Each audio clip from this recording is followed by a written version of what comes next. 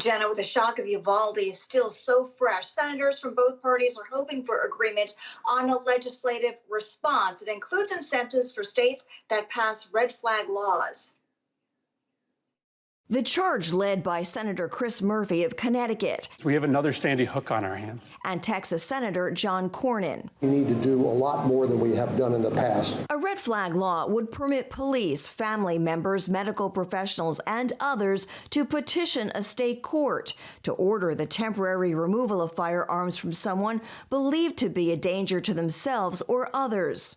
According to a recent Justice Department report, people who commit mass shootings are nearly always in a state of crisis at the time of the attack and often leak their plans. About 80% of mass shooters in some way broadcast their intentions in advance. They tell people they know, or they talk trash on the internet. Red flag laws already exist in 19 states. Most of those passed after the 2018 mass shooting at Marjorie Stoneman Douglas High School in Florida. The state has used the protective order nearly 9,000 times since then.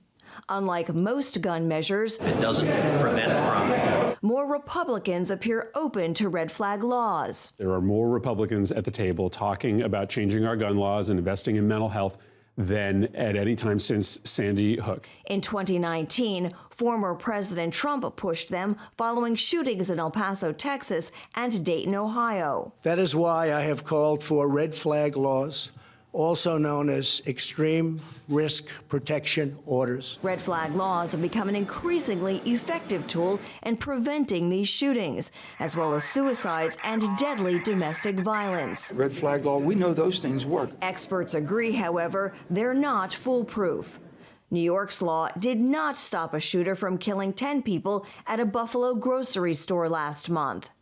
Nor, some insist, would it have stopped the Uvalde school shooter. Donnell Harvin, a senior policy researcher at Rand Corporation, says a federal gun registry would help keep people from falling through the cracks. If one state has a red flag law and an individual purchases a gun in another state and then moves to that state, there's not necessarily a trail that this individual owns a gun. So while they may be flagged as an individual who needs support, maybe crisis type of support from a psychosocial standpoint, that may not necessarily come up in any database per se that they own a gun. Research suggests red flags do make a difference.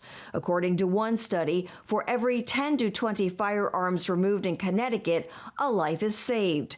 In California, there have been at least 21 cases when a red flag law disarmed people threatening mass shootings. Skeptics, though, remain on both sides, with gun rights supporters arguing they punish law-abiding people. The order has to be issued, but still, this is a gun confiscation law. And the ACLU insisting the process must be fair to those affected. Regardless, whatever measure the senators come up with needs to overcome 60 votes to avoid a filibuster and get a vote on this bill.